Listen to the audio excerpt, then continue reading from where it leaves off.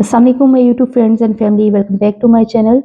तो क्या हाल आप सबकी, उम्मीद है जनाब सब बिल्कुल ठीक ठाक होंगे। तो आज की वीडियो का जो टॉपिक है वो है फ्रूट प्लांट्स के बारे में, क्योंकि मुझसे पिछली कुछ वीडियोस में लोगों ने पूछा था कि फ्रूट प्लांट्स आप किस तरह ग्रो करते हैं। क्योंकि रूफ टॉप पे फ्रूट प्लांट्स को ग्रो करना थोड़ा सा ट्रिकी होता है, आपके पास स्पेस की कमी होती है, जगह इतनी नहीं होती, प्लांटर्स आप कौन से यूज़ करने चाहिए। तो आज की इस वीडियो में मैं आपके साथ अपना एक्सपीरियंस शेयर करूंगी कि मैंने कौन से फ्रूट प्लांट्स लगाए और मुझे उनका क्या रिजल्ट मिला। तो देखिए, आप रूफ टॉप पे भी अगर गार्डनिंग करना चाहते हैं और किचन गार्डन बनाना चाहते हैं तो वेजिटेबल्स के साथ आप कुछ फ्रूट प्लांट्स लाजमी लगाएं। एक तो आपको एक्सपीरियंस होता है, दूसरा जो है अगर आप थोड़ी सी केयर करें तो आप उन प्लांट्स से फ्रूट जो है वो भी हासिल कर सकते हैं। बहुत ज़्यादा क्वांटिटी में ना सही, लेकिन काफ़ी हद तक आपको जो है प्रोडक्शन मिलती है। और इससे एक आपका एतमाद जो है वो बहाल होता है कि आप अपनी घर में हर चीज़ उगा सकते हैं। इसके अलावा आपको खुशी भी होती है और ऑर्गेनिक जो चीज़ होती है उसका मज़ा भी डिफरेंट होता है। तो यहाँ पे फ्रेंड्स, सबसे पहले आप देख रहे हैं अनार का पौधा। तो ये अनार का पौधा भी तकरीबन मेरे पास पिछले 4-5 साल से है और हर साल जो है इसमें बहुत ज़बरदस्त किस्म की फ्रूटिंग होती है। आप इसको मुनासिब मिकदार में ऑर्गेनिक खाद दें टाइम टू टाइम। साल में 2 दफ़ा आप इसको गोबर खाद दें। और अनार का जो पौधा लें आप, या कोई भी आप फ्रूट प्लांट्स लेते हैं, तो कोशिश किया करें कि बहुत ज़्यादा लंबे ना हों, ड्रॉप वैरायटी में लें ताकि आपके लिए उनको संभालना भी आसान हो। और आप जिस पॉट पे लगाएं उस पॉट का साइज़ कम से कम इतना हो कि वहाँ पे आपको इतनी आप खाद दे सकें, इतनी जगह इनकी रूट्स को मिल सकें कि अपनी जो है न्यूट्रिशंस ले सकें और आपको इसका जो है कोई पैदावार भी मिल सके। तो यहाँ पे आप देखें, मेरे पास तकरीबन यहाँ पे 36 इंच के बड़े गमले हैं और कुछ मेरे पास नीले जो ड्रम होते हैं खुले। और क्योंकि इनमें मिट्टी बहुत ज़्यादा आ जाती है तो उसमें आप फ्रूट प्लांट्स को इजीली ग्रो कर सकते हैं। यहाँ पे ये देखिए, ये सेटअप हुआ है। फ्रूट प्लांट्स आप हमेशा उस जगह रखें जहाँ पे सारे दिन की धूप आती हो, क्योंकि छाँव में जो है फ्रूटिंग नहीं होती। फ्रूट्स जब भी लेने हो किसी भी प्लांट के, तो इसके लिए फुल जो डे की सनलाइट है वो बहुत ज़्यादा ज़रूरी है। तो यहाँ देखिए, पीछे बिल्कुल दीवार के साथ साथ मैंने इस पे रखे हुए हैं नीले जो हैं ड्रम, या जो मेरे बड़े गमले हैं जिनमें मैंने फ्रूट्स लगाए हुए हैं। तो इस तरह इनको मैनेज करना भी आसान हो जाता है और आप जो है इसका ख्याल भी रख सकते हैं और बहुत ईज़िली इनको ग्रो कर सकते हैं। सेकंड नंबर पे आप अमरूद का पौधा देख रहे हैं, तो अमरूद भी जो है इस पे भी आप ईज़िली घर में ग्रो कर सकते हैं। होम प्लांट है। अगर आप अमरूद के पौधे लगाना चाहें तो तकरीबन आपको 7 से 8 तरह की वैराइटीज़ हैं जो आप ईज़िली अपने गमलों में लगा सकते हैं। नीले ड्रम में लगाना चाहें, बड़ा जो मिट्टी का पॉट होता है 36 इंच का, आप उसमें भी ईज़िली ग्रो कर सकते हैं। इसके अलावा यहाँ पे ये देखें, बेर, एप्पल बेर या कोई भी बेर हो, आप उसको भी इजीली घर में ग्रो कर सकते हैं। अगर आप ठंडे इलाके में हैं तो आप सेब को भी ग्रो कर सकते हैं। लेकिन मेरा ताल्लुक जो कि पंजाब से है, तो यहाँ पे सेब की वैरायटी को ग्रो करना स्पेशली रूफ टॉप पे गमले में इतना पॉसिबल नहीं होता, मैं रिकमेंड नहीं करूँगी। अगर आपके पास लॉन है, ज़मीन है, तो फिर आप ट्राई कर सकते हैं। अदरवाइज पॉट्स में सेब का पौधा या खुबानी का पौधा इस तरह के लगाने ज़रा अक्लमंदी की निशानी नहीं होगी और आपको इतना अच्छा रिजल्ट नहीं मिलेगा और फिर आप डिसहार्ट होंगे। तो कोशिश करें अपने इलाके, अपना जो एटमॉस्फेयर है, जो आपकी वेदर कंडीशन है, उसके अकॉर्डिंगली ही प्लांट्स जो हैं वो चूज़ किया करें।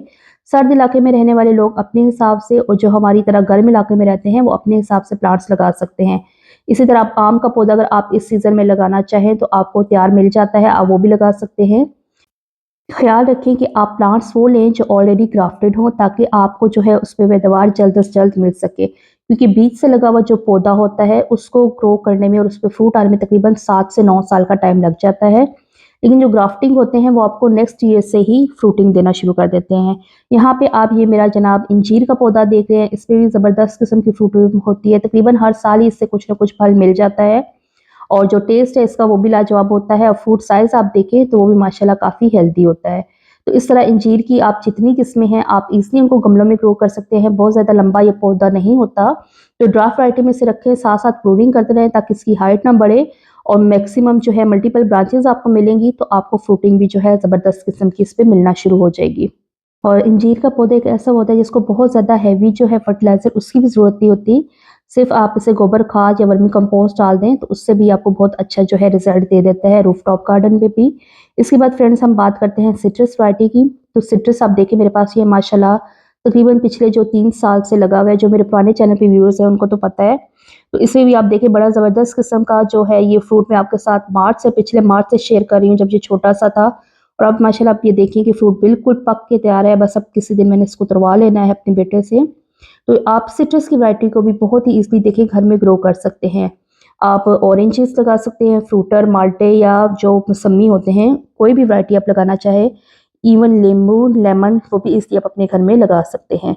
तो बात फिर वही है कि आप अपने प्लांट को पॉट साइज़ का ख्याल रखेंगे कि पॉट साइज़ जो है वो उसका अच्छा हो, इतना हो कि उसकी रूट्स जो है वो अच्छी तरह से ग्रो कर सके और जो प्लांट है वो अपनी ज़रूरत को आराम से पूरा कर सके।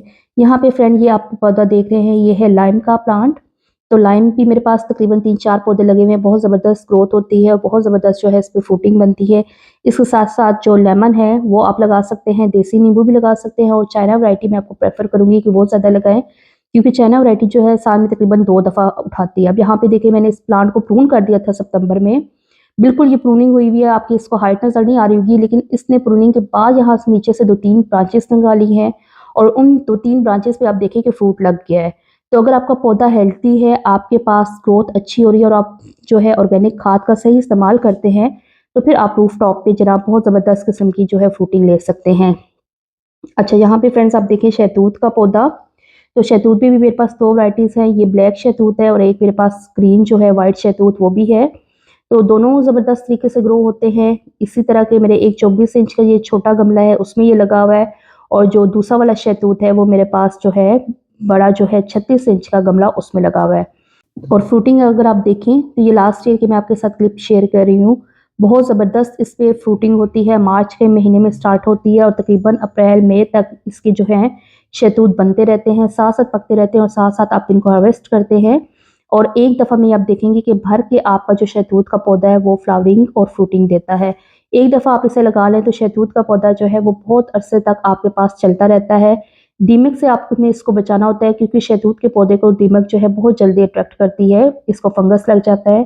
तो आप इसकी जो पॉट है उसमें हल्दी या जो एंटी फंजाइल पाउडर होता है वो साथ-साथ डालते रहें और आपका शहतूत का पौधा बहुत हेल्दी ग्रो होता है। आपकी रूफ टॉप पे, आपके छोटे गमलों में और ज़मीन नहीं है तो भी आप इस प्लांट को अपने घर में लगा सकते हैं और फ्रूट हासिल कर सकते हैं। इसके अलावा फ्रेंड्स अगर आप पपीते का पौधा लगाना चाहें तो वो भी आप अपने घर में ईज़िली लगा सकते हैं। मैंने नहीं लगाया हुआ क्योंकि हमारी तरफ टेम्परेचर बहुत ज़्यादा हो जाता है और उसमें इतना अच्छा ग्रो नहीं होता। लेकिन अगर आप लगाना चाहें तो अपने घरों में ईज़िली लगा सकते हैं अगर आपका वेदर इस बात की इजाज़त देता है। तो अपने छत पे अगर आप पौधे लगाएँ तो प्लीज़ ये ज़रूर ध्यान रखें, आप अपने वेदर कंडीशन को नज़र में रखें कि उसी हिसाब से आप पौधे लगाएँ, एक्स्ट्रा बर्डन ना डालें क्योंकि ज़ाहिर है छत होता है तो हम इस पे बहुत ज़्यादा एक्स्ट्रा लोड भी नहीं डाल सकते। तो पौधे वही लगाएँ जिनका आप ख्याल रख सकते हैं, जो आपके पास लग सकते हैं, ईज़िली ग्रो हो सकते हैं।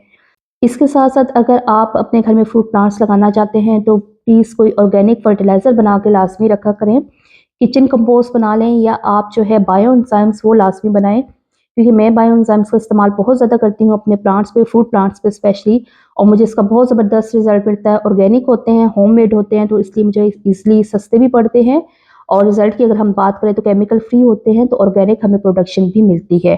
तो उम्मीद है फ्रेंड्स आज की वीडियो आपके लिए यूज़फुल रही होगी। चैनल पे पहली दफ़ा आ रहे हैं तो चैनल को लाइक और सब्सक्राइब ज़रूर कर दीजिएगा।